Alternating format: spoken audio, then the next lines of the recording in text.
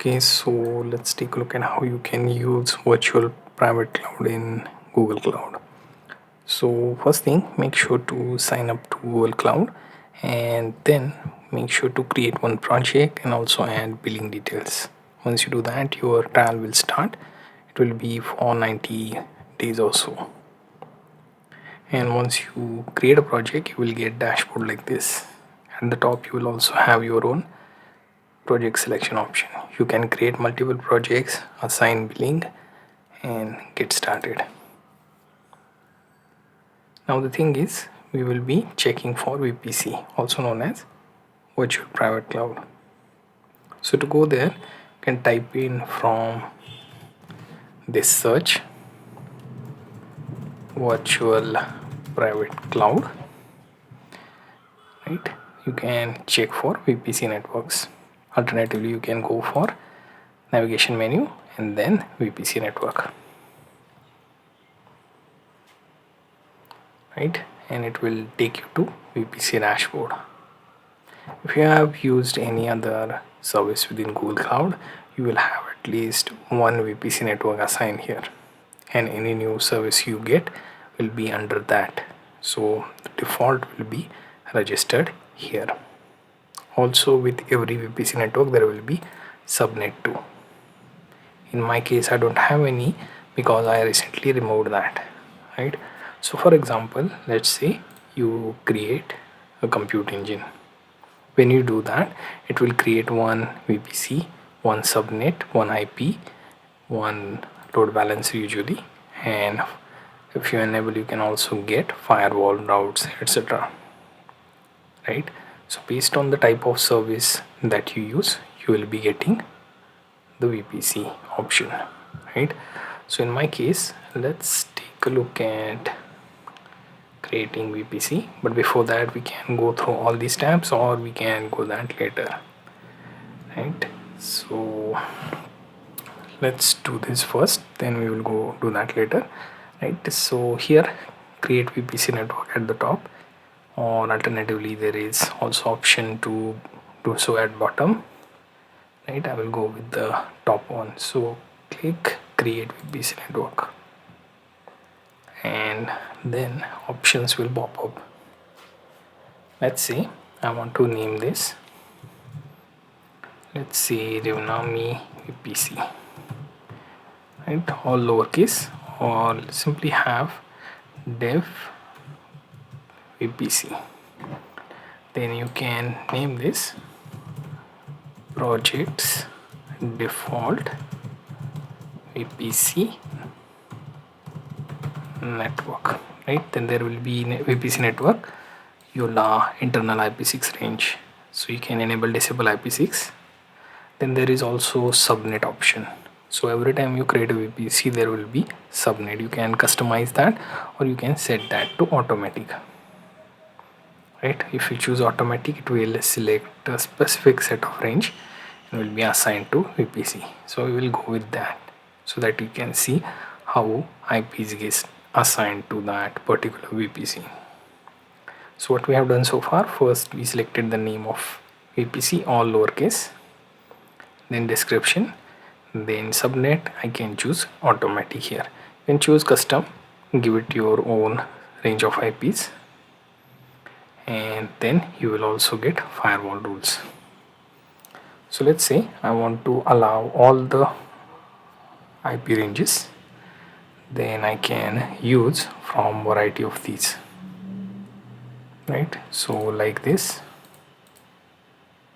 okay, or you can allow and deny all, egress, ingress.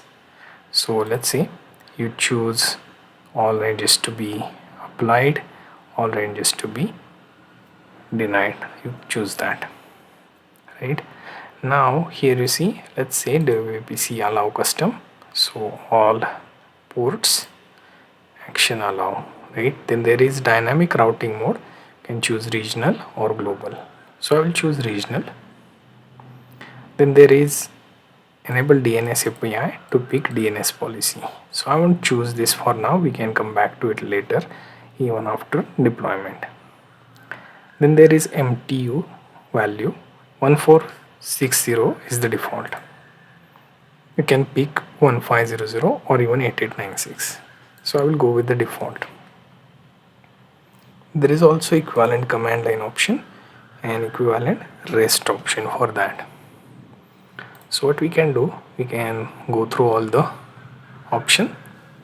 Here you can see that for firewall, if you want to apply certain, right, so ingress, so you choose what to do, allow custom, deny, and all that, like I mentioned here.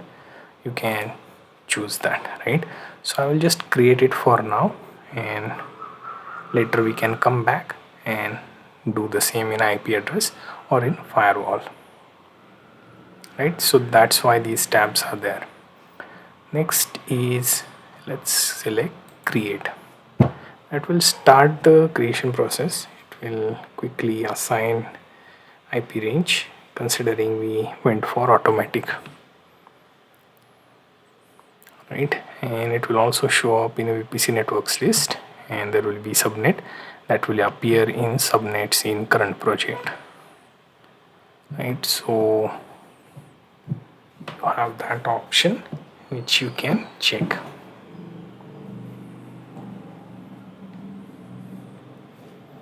Right, so let's wait for this to load.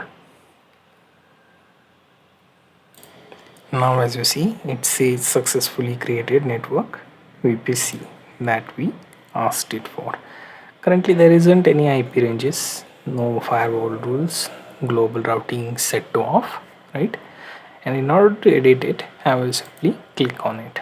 So it should open that view, and here I can enable the DNS server policy API, and here you can see you can add your own subnet. You can check static internal IP addresses, firewall rules, routes, VPS network peering, and private service connection. So I will just click on static internal IP address, right? So we will wait for that to appear. Meanwhile, you can always go to firewall and the routes. These two things usually, whenever we deploy compute engine, this is what you should always pay attention to, right?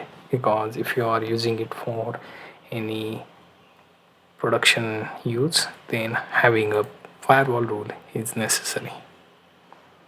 You can give it the name for rules. You can choose the direction of traffic, ingress or egress, right? Ingress applies to incoming traffic, egress applies to outbound traffic.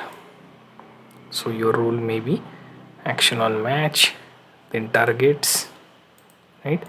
Or all instances in the network, IP range, right? So you specify all that, allow all, best option, protocol and ports, allow all. You can also specify the protocol and ports here, right?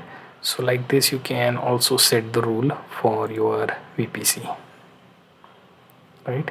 Then one more thing is route, right? So route is here, and we can check the data center, click view, and we can view the routes, right? To manage it, we go to route management. Now one more thing is private service connection. Often it is not seen by people. You have to enable it first and then manage it. And one more thing, while we are on point of route, you can see that there is one more thing is equivalent rest. That particular value can be generated whenever we are getting the route specific information and you want to get the rest output for that, right? So equivalent rest response, you can copy to clipboard and see it, right? So these things are handy whenever you are managing your VPC for specific compute engines, right? Now apart from that, we are pretty much covering all small things, right? So IP addresses, I can see here currently we have to reserve some for internal, external, IPv4, IPv6.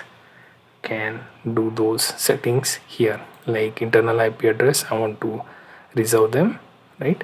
And same goes for external. Similarly, you can bring your own IP address. If you have any other service, you can add that and manage. Same with firewall, you can do all the settings related to that here and also get to delete those policies by creating rules like I mentioned earlier. Same with routes and these two. Instead of doing it for one VPC, here by accessing these in tab, you apply it to all the available VPC and subnets and you can pick and choose. Right, so this is pretty much your VPC network in brief. I didn't go in depth with example because I wanted to cover that faster, right? But you need to have some use case in order to see VPC in action. For example, like compute engine, where you can actually see VPC network in action.